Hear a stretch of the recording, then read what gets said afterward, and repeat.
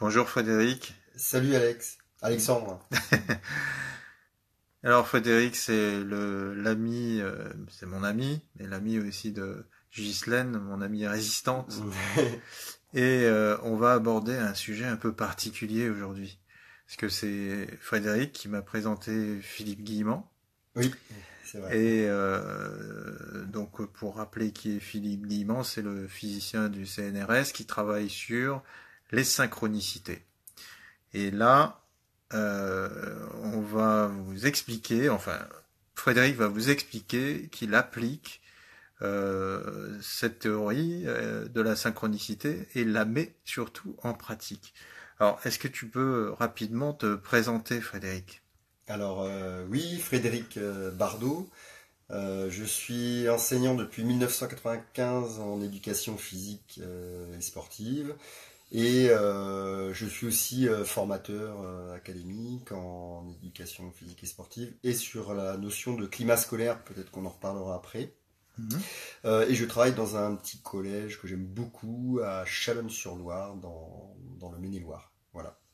Alors, qu'est-ce qui t'a amené déjà à t'intéresser à la physique quantique, aux choses de la synchronicité, et comment tu as pu amener ça à l'enseignement? Est-ce que tu peux rapidement dépeindre comment ça s'est passé, tout ça?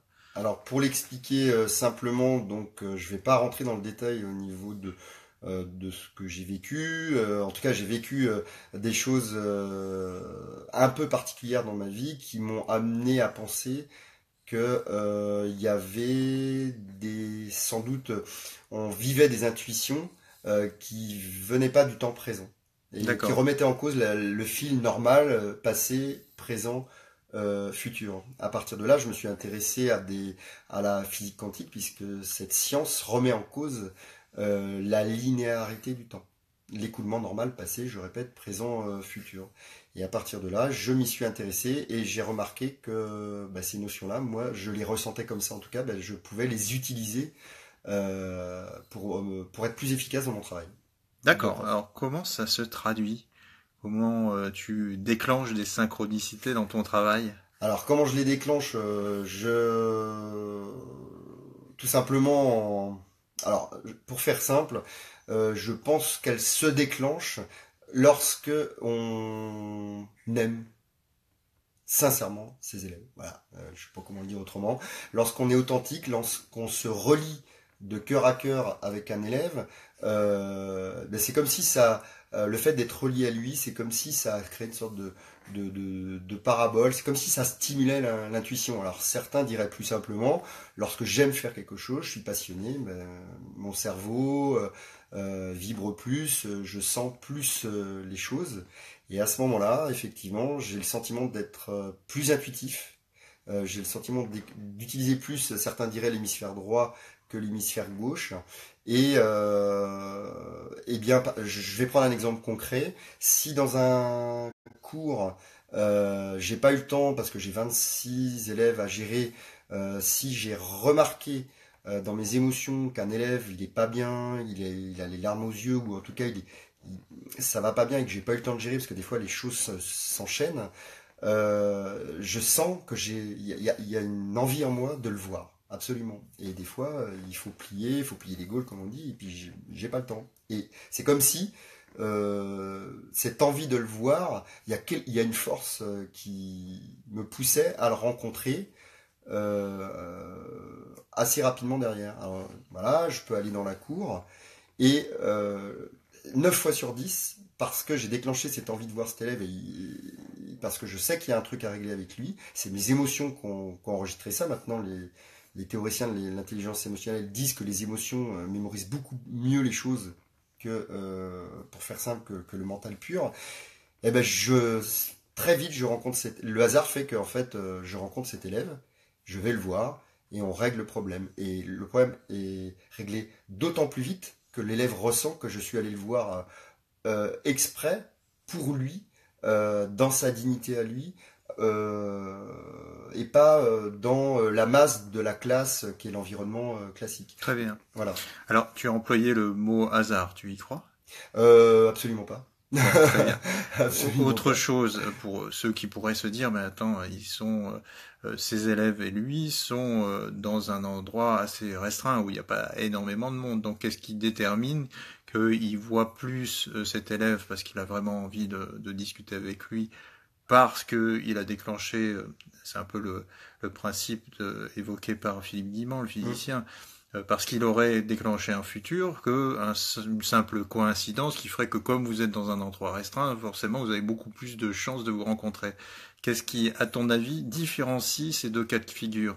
Alors c'est une très bonne question parce que c'est vrai qu'on pourrait dire qu'effectivement c'est le hasard, les statistiques, etc. Euh, Parce que je le sens. D'accord. Tout simplement parce que et parce que alors, je vais même aller plus loin. À un moment, c'est pas forcément pendant le cours. Ça peut être aussi comme n'importe qui. Je me balade dans les couloirs et tout d'un coup, je me rappelle à un moment donné, tiens, faut absolument que je vois cet élève. J'ai un truc important à régler avec lui. Je sais qu'il est touché par ça, qu'il est pas bien par ça et tout. Et je prends cet exemple-là. Et tout d'un coup, je suis dans le couloir. Je pense pourquoi je pense à ça à ce moment-là. Et tout d'un coup, j'arrive près du CDI. Et tiens, ah, CDI? le CDI, c'est le centre de documentation et tiens, j'ai un trou. Et d'information. Le CDI, c'est la bibliothèque du collège. Hmm. Et en fait, tiens, au moment où j'ai cette idée-là, 2 secondes après, la porte du CDI arrive. Je dis, tiens, pourquoi aller à la cantine tout de suite? J'ai le temps. Je vais au CDI. Et là, bingo, l'élève est là, quoi. Et alors là, la relation, je le répète, elle devient vraiment très forte, intense. Beaucoup plus forte que dans la classe parce qu'il est touché, l'enfant, par le fait que je vienne le voir au CDI. D'accord. Donc tu viens réparer quelque chose du passé, une incompréhension du passé dans ce moment-là. Exactement. Mais tu as la sensation de le déclencher. C'est-à-dire que au moment où tu as la sensation que ton élève, à l'instant présent, est touché par quelque chose et qu'il va falloir le réparer, tu vas déclencher un espèce de futur, Mm.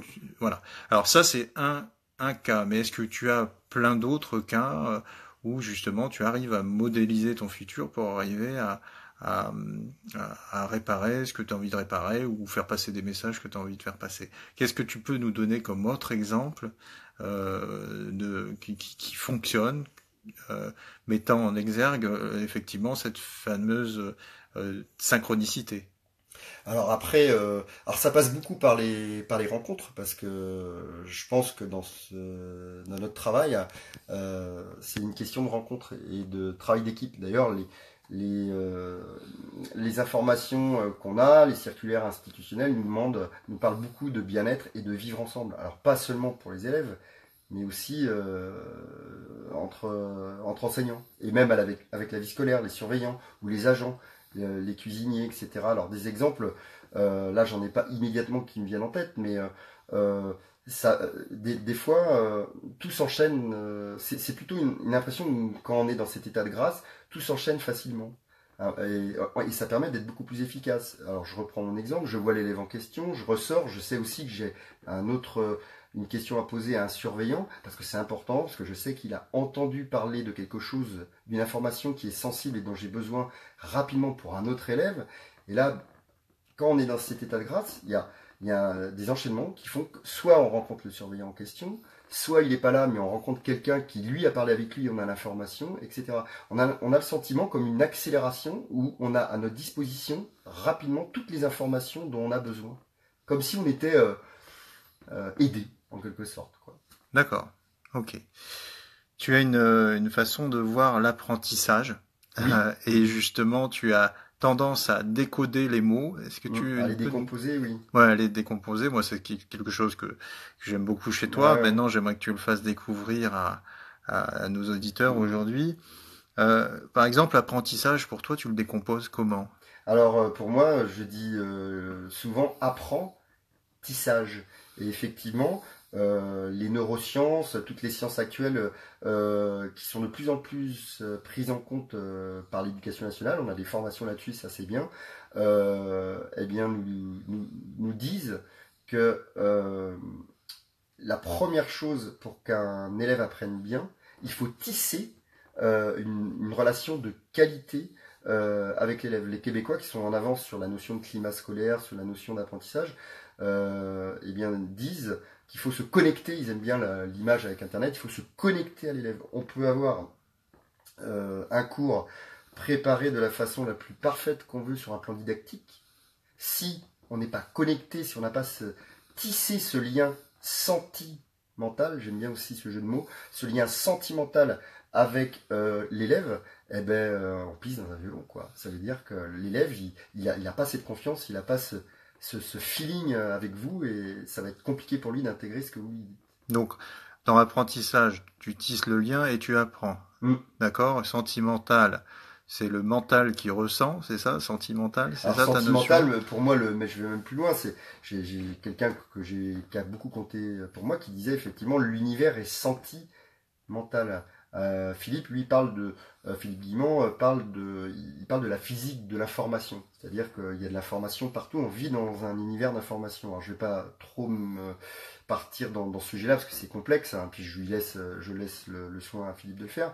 Mais moi, ce que je pense, c'est que l'univers, enfin, il n'y a pas de vide, c'est effectivement l'univers est sentimental, c'est-à-dire qu'on vit dans quelque chose où tout part du senti, on peut se connecter à, une énergie qui est partout, mais qui peut passer à travers nous, mais par notre intuition, par notre ressenti. Voilà. D'accord. C'est la physique quantique dit qu'une chose peut être à la fois ondulatoire, c'est l'image du banc de poisson, hein, qui est d'une synchronicité, mais en un instant, on a l'impression qu'il n'y a pas plusieurs poissons, il n'y en a qu'un seul qui vibre en même temps. Ça, c'est le côté ondulatoire des choses. Le côté ondulatoire, pour moi, c'est le ressenti. On peut se connecter à l'univers, on appelle ça comme on veut, aux informations dans lesquelles on baigne, par le senti. Et après, le mental? Et après, je vais sélectionner dans ce ressenti les informations dont j'ai besoin, et là, ça va partir dans le mental, qui lui va faire un choix dans cette onde pour on va passer en mode corpusculaire, donc la physique quantique parle de corpuscule, et je vais sélectionner les données dont j'ai besoin pour être efficace ici et maintenant dans l'intérêt de mon élève, par exemple. Dans la matière. Dans la matière. Alors justement, matière, prof, tout ça, ça a du sens. Donc là, ce que tu dis, c'est que ta matière à toi, c'est la capacité de sentir les sentiments de tes élèves, voire les ressentiments de tes élèves, de programmer une rencontre, voilà, mentalement, et que cette rencontre se fasse. Par hasard, on va dire, et que justement vous puissiez traiter du sujet qui n'allait pas, ou alors plutôt traiter d'un sujet qui va bien. Concrètement, qu'est-ce que ça a comme effet en termes d'éducation? Qu'est-ce que ça donne comme résultat? Comment ça se passe avec les élèves? Est-ce que justement, donc, ça te permet d'avoir une homogénéité? Tout le monde est tout le monde apprend bien grâce à ces techniques que tu développes? Oui, et je suis pas le seul à les développer. Alors certains le modélisent peut-être pas de cette façon. Il y a plein de profs qui font bien leur boulot, qui sont intuitifs, mais qui vont pas accorder le même sens que j'y accorde. Mais en tout cas, il y a une chose qui est sûre, c'est qu'on passe un bon moment ensemble. Déjà, ça c'est la base. Je vois pas comment on peut apprendre quelque chose, si on passe pas un bon moment sur un plan émotionnel avec ses élèves, quoi. Et à partir du moment où on passe un bon moment parce qu'il y a ce lien de confiance à la base, alors ça passe aussi par la discipline positive, par la communication non violente. Je résumerai ça en un mot. C'est important c'est un mot que j'aime beaucoup, c'est le mot délicatesse. Et c'est important que les élèves sentent ces délicatesses, qu'ils sentent qu'on les considère vraiment pour ce qu'ils sont. Et pas seulement, on n'est pas simplement là pour appliquer des méthodes et des contenus sans les prendre en compte. Et bien à partir du moment où ils sentent ça, tout est possible. Alors, à la mesure de chacun, mais on obtient d'eux le meilleur de ce qu'ils sont capables de donner à un instant T. Je sais pas si je me fais comprendre. J'utiliserai une autre image. C'est toutes ces notions de communication non violente, de discipline positive, et qu'on peut mettre en place grâce à cette intuition. J'aime bien cette image du côté vide et du côté plein du verre. Tu sais, on en parle des fois tous les deux. Et en fait, la vie, c'est ça. Il y a deux camps.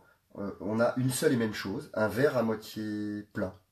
Eh bien, je peux décider de baser toute ma vie, ce que je ressens, ce que j'ai envie de faire avec les autres, soit parce qu'en eux, je vois le côté vide, soit je vois le côté plein. Eh bien, moi, j'ai décidé, avec mes élèves, c'est vrai que les élèves d'aujourd'hui sont un peu particuliers, c'est pas toujours facile, mais j'ai décidé à chaque fois que je suis avec eux, à chaque fois que je tisse un lien avec eux, de regarder le côté plein, pas le côté vide. D'accord. Ok. Et donc, ils sont inspirés par tes méthodes? Est-ce qu'ils ont envie aussi d'expérimenter ce genre de vision de la vie? C'est carrément, on sort du purement rationnel. Mhm. Est-ce qu'ils te posent des questions sur cette manière d'aborder l'éducation? Mhm. Alors, pour rebondir sur ce que tu viens de dire juste avant, pour moi au contraire c'est une manière très rationnelle. C'est rationnel de percevoir le fait qu'on peut se relier à une forme de futur qui nous oriente dans quelque chose qui serait déjà vécu, mais qui est en même temps en train de se vivre. Enfin, c'est quand même Philippe Guimond, c'est un chercheur hors classe qui est habilité à diriger des recherches au CNRS. Et ce qui me plaît dans ces études, dans ces travaux, c'est la science est en train de démontrer ça. Et par contre, expliquer ça aux élèves, c'est très compliqué, quoi. Et Hmm. c'est pas mon rôle, quoi. C'est pas mon rôle. Moi, j'incarne ça, mais sans l'expliquer. Parce que là, je sortirais de mon rôle si je commençais à leur expliquer ce genre de choses. Alors, tu me disais quelque chose de Mm. très intéressant. Mm. C'est que l'éducation nationale est en train de s'ouvrir à ça. C'est-à-dire qu'on commence à faire entrer alors pas ce concept dont tu viens me parler, mais Oui, pas la physique quantique, non. des gens comme Idriss Aberkane, par exemple, vont commencer à influencer notre méthode d'éducation nationale. Est-ce que tu me parlais de Canadiens tout à l'heure, Oui, des ça Québécois, oui, s'ouvre, complètement. Mm. Alors moi j'ai intégré cette année un groupe qui s'appelle le groupe du climat scolaire. Il y a un gros effort institutionnel qui est fait à ce sujet-là et ça c'est très très bien. Et en fait, on est formé aux techniques plus modernes. Alors ça peut être, il y a tellement de choses. Il y a la communication non violente, il y a plein de choses là-dessus pour la discipline positive, les notions de justice restaurative. Alors, là, par exemple, bah tiens, voilà, je vais te donner un exemple concret. Alors en fait, dans le climat scolaire, je sais que c'est une notion qui touche de près, et on essaye d'avoir une vue systémique d'un Ah, bien. établissement. Alors ça, je sais que ça te plaît. Alors, on a une politique qui est pas quantique, mais systémique au niveau des établissements maintenant. Et on a identifié les penseurs de l'éducation nationale ont identifié 7 leviers sur lesquels on peut jouer pour créer une sorte de cohérence d'ensemble, de climat qui va être beaucoup plus propice aux apprentissages. Alors, je ne vais pas forcément pouvoir toutes les donner de tête, mais par exemple, c'est les stratégies d'équipe. C'est-à-dire, maintenant, toutes les études démontrent que les enseignants, s'ils s'entendent très bien, s'ils sont très proches les uns des autres, et avec l'infirmière, et avec la conseillère d'éducation, et avec le cuistot, et avec les agents d'entretien, tous les membres de la communauté éducative. C'est le principal support d'un bon apprentissage. Beaucoup plus que ce qui se passe à l'extérieur du collège et les catégories socio-professionnelles. Ça, c'est nouveau. Hein. D'accord. Avant, on pensait que les catégories socio-professionnelles, ce qui se passait à l'extérieur, c'est ça qui déterminait si ça se passait bien au collège ou pas. Non, c'est parce qu'on s'entend bien dans le collège que l'élève qui arrive du quartier d'à côté où ça se passe mal, et bien, tout d'un coup, il va être dans un bain d'émotions qui fait qu'il va peut-être se transcender. Et ça, c'est nouveau. Il y a aussi le fait d'être très proche des parents. Il y a le fait bien sûr, de mettre en place des pédagogies nouvelles liées à la coopération. Le fait de développer le partenariat, alors ça se fait déjà, bien sûr, avec des théâtres, avec pourquoi pas, les forces de l'ordre aussi, pour qu'il y ait une sensibilisation, bref, avec l'extérieur. Et il y a la fameuse notion de justice scolaire. Et c'est à ça que je voulais en venir. Il y en a encore 2 autres, facteurs, il y en a 7 en tout, là j'en ai donné 5. Et la justice scolaire, c'est très important pour que les élèves soient en confiance. C'est très important qu'ils sentent que les évaluations et les sanctions soient justes et qu'elles aient du sens. Du sens. Alors, je vais prendre un exemple concret, parce que je sais que tu aimes bien que je donne des exemples. J'ai un élève, un jour, je sais que ça choque des fois certains collègues, mais moi je l'assume. J'ai une élève un jour qui n'est pas allée au cross du collège. Alors, il y a encore quelques temps, j'aurais mis une heure de colle et tout, c'est inacceptable, c'est une fête du collège, tu devais venir.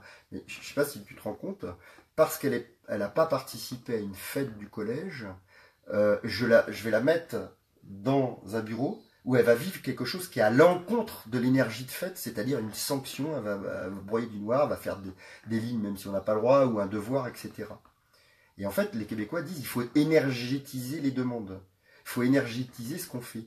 Eh bien, en fait, et là, je suis allé voir la gamine, et puis je lui ai dit, écoute, pourquoi t'es pas allé au cross? Alors, elle me dit, oui, ça sert à rien, c'est mieux quand on fait les choses quand on court pour les handicapés, etc. Parce que c'est vrai que ça existe. Je lui dis, ça, je l'entends. Alors déjà, très important d'être à l'écoute. Tu vois, cette connexion, déjà ce tissage qui se réapproprie en permanence. Si d'emblée je casse, c'est fini. Donc je l'écoute, oui, ça j'entends. Mais c'est une fête. Pour moi, le sens de ça t'a échappé, c'est une fête le collège, parce que vous pouvez encourager ceux qui ont du mal, parce que des fois il y a des grands moments d'encouragement. J'ai vu des fois 50 gamins autour d'un gamin qui a du mal à courir, et qui était en train de lui faire la fête pour qu'il boucle le cross. Et ça qui me gêne, t'as pas participé à cet élan de fête. Et là, c'est important la qualité. Il faut être créatif dans ce boulot, c'est clair. Ici et maintenant, tu as une idée qui te vient et peut-être qu'après tu le feras plus jamais. Et je lui dis, bah, écoute, puisque tu n'as pas participé à cette fête, eh ben, tu vas me créer un moment de fête. Et alors là, je lui ai demandé d'organiser un flash mob, un moment de fête dans la cour de récré. Donc en fait, c'est ça la justice restaurative. Tu n'as pas participé à une fête, ben, la sanction, ça va être de réparer, c'est-à-dire de recréer cette énergie de fête que tu n'as pas voulu créer à un moment donné. Et là, la gamine m'a regardé avec des yeux, mais comme ça, il y avait ses deux copines à côté, mais je t'assure, mais merci monsieur, merci monsieur. Mais je sais pas si tu te rends compte, le changement de paradigme, c'est-à-dire que j'ai une gamine que j'ai entre guillemets sanctionnée, à qui j'ai donné une mission, elle m'a remercié de ça. Et bien là, le message, il est passé. Bon, alors tu m'as beaucoup plu dans ce que tu m'as dit. Tu m'as dit vision systémique, énergie et transformation de paradigme. Donc on voit que là, on a des enseignants, on va dire comme ça. Et d'ailleurs, je fais un clin d'œil à Clémence Lalou, Corée, qui nous regarde, qui est une enseignante aussi, qui passe bien le bonjour et qui me demande de vous mettre en lien, ce que je ferai avec grand bonheur. Je suis content que notre école et surtout que les acteurs de l'enseignement aujourd'hui soient en train aujourd'hui de transformer le paradigme de pensée. Alors toi, je suis content que tu le fasses avec y compris la physique quantique, parce que je pense que avec les travaux de Sylvie Détiolaz et du centre ISNOE sur la conscience, on va encore découvrir de plus en plus de potentiel. Et donc merci pour ce que tu fais. Est-ce que tu as d'autres choses que tu as envie de partager avec nous, puisque je m'aperçois qu'on a quand même presque 8 ou 9 internautes qui suivent, donc le sujet intéresse. Est-ce que tu as envie de partager cette passion des mots que tu as, de les décoder pour justement faire des outils émotionnels, on va dire ça comme ça? Alors là, oui, j'ai envie... Tu peux prendre tes notes, même si tu veux. oui, j'avais fait, c'est vrai que j'avais pris des notes, mais c'est un petit malin, Alexandre, il m'a dit non, on y va en live, c'est beaucoup plus instantané et authentique, et il a bien raison. Non, là, ce qui me vient à l'esprit, bah tiens, c'est ce dont je te parlais tout à l'heure pendant le repas. Moi, je crois beaucoup, comme je l'ai dit, à l'intelligence émotionnelle. Et si, voilà. Et ce que j'ai envie de dire, c'est que il y a les travaux il y a beaucoup de travaux sur l'intelligence émotionnelle actuellement. Et moi, ce en quoi je crois, c'est qu'on a 3 cerveaux différents. Et un enseignant sera beaucoup plus efficace s'il synchronise ces 3 cerveaux en même temps. Imaginez quelqu'un qui vivrait tout le temps en faisant du cloche-pied sur la jambe gauche. Mais à tel point qu'il a quand même beaucoup musclé la jambe gauche. Il est même assez habile avec ça. Mais imaginez les prises d'appui, les variations, l'habileté supplémentaire, si tout d'un coup, il se met à utiliser la jambe droite. Eh bien, la jambe droite, c'est l'intelligence émotionnelle. La jambe gauche, c'est l'intelligence mentale. Si vous combinez l'intelligence mentale et l'intelligence émotionnelle, mais vous avez une vision mais véritablement 3D de vos classes, et on sent beaucoup plus de choses. Et je vais encore plus loin, il y a même l'intelligence corporelle. En fait, pour moi, il y a 3 cerveaux. Parce qu'avec le corps, on sent des choses. Des fois, on capte des vibrations, on a des petits frissons, on sent qu'il y a Alors, je sais que ça peut paraître un peu fou, mais si, ça s'aiguise, et on sent beaucoup plus de choses dans une classe. On voit beaucoup plus de choses. Donc, je tiens à dire qu'il y a 3 intelligences différentes dans le corps. Et autre chose que j'ai envie de dire aussi, et je m'arrêterai là, c'est que pour replacer l'émotion au cœur du sujet, parce que pour moi tout part de l'émotion, eh bien, c'est un spécialiste des neurosciences portugais qui s'appelle Antonio Damasio, qui a dit une chose très juste. J'ai vu ça dans une conférence sur YouTube, et c'était très très bien fait. L'émotion et la raison, c'est la même chose, mais pas au même stade. Alors je me permets de répéter cette phrase, désolé, c'est peut-être un peu lourdingue, mais j'ai envie. L'émotion et la raison, c'est la même chose, mais pas au même stade. Et ça, c'est une véritable révolution, parce que ça nous sort du dualisme cartésien. C'est-à-dire, il n'y a pas l'émotion d'un côté et la raison de l'autre, et ça n'a rien à voir. Non, c'est la même chose, mais tout part de l'émotion. Pour moi, c'est une escroquerie de penser qu'il y a des choses des fois qui se passent sans émotion. Ce n'est pas vrai. L'énergie de base, c'est le senti, c'est l'onde du monde, c'est le monde, on pourrait dire le monde, il y a bien le mot onde, eh bien c'est l'émotion. Et à partir de cette émotion, on sort des mots. L'émotion. L'ion, ça veut dire l'énergie. L'énergie sort des mots avec l'émotion. Mais ça sera toujours l'émotion qui portera le sens de ce que vous faites. Et si cette émotion, elle se connecte aux élèves, bah là, pour moi, c'est gagné. Clémence dit, les éléphants, pardon, les enfants répondent si fort à ces intelligences unifiées. Ouais, tout à fait. Oui. Et elle a raison de parler des intelligences. Alors, l'éducation nationale nous sensibilise sur les. Il y a eu plusieurs théories là-dessus. Après, on prend celle qui nous intéresse. Il n'y a pas de vérité absolue. Moi, j'ai pas la vérité sur quoi que ce soit. Et on parle beaucoup des intelligences multiples de Gardner. Il en a identifié 7. Les 2 premières, c'est l'intelligence hypothético-déductive et l'intelligence de verbalisation. Parce qu'on on pense beaucoup dans l'éducation nationale qu'il faut verbaliser. Et c'est vrai, mais il y a d'autres intelligences auxquelles on nous sensibilise maintenant, et c'est bien. L'intelligence interpersonnelle, relationnelle, enfin, l'intelligence de la nature, etc. Je n'ai pas les 7 en tête. Et voilà. Et en fait, ce que je suis en train de dire, c'est que c'est important qu'un enseignant soit créatif pour susciter les différents types d'intelligence qu'un gamin il peut avoir. Et des fois, on peut casser un gamin parce qu'on veut absolument qu'il arrive à un résultat à notre façon à nous, alors que lui, il est en train, sous nos yeux, d'y arriver d'une autre façon, plus intuitive, différente. Et si on ne l'aide pas à avoir confiance à sa propre méthode, si on n'est pas prêt à ça, alors c'est vrai que c'est un peu plus perturbant au début, eh ben on risque de le casser parce qu'il ne va pas faire confiance en un de ses modes d'intelligence privilégiés. Et je pense qu'il y a eu pas mal d'enfants par le passé qui ont été cassés à cause de ça. Et qui savent plus utiliser, par exemple, les intuitifs, qui savent plus utiliser leurs intuitions parce que certains, si on est un peu trop mental, eh ben, on va être trop dans des procédures et l'élève, on suscite pas une confiance en lui. Voilà, par rapport à ça. Frédéric Bardot, merci beaucoup. Je t'en prie. Et si on a envie de te joindre, parce que je pense qu'il y aura des personnes qui auront envie de parler avec toi de tous ces sujets, comment on fait?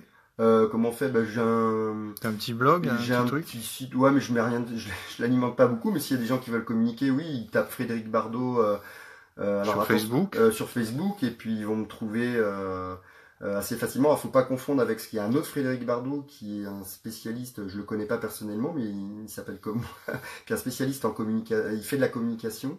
Moi, Frédéric Bardot, vous verrez, il y a une photo de quelqu'un avec des affiches parce que j'ai alors ça, c'est un autre aspect de ma vie. J'ai soutenu ma compagne dans un combat vis-à-vis d'un élu local, et donc c'est un site qui a aussi servi de soutien d'un collectif que je fais partie, mais là je m'étends pas sur ce sujet-là. Ok. Voilà.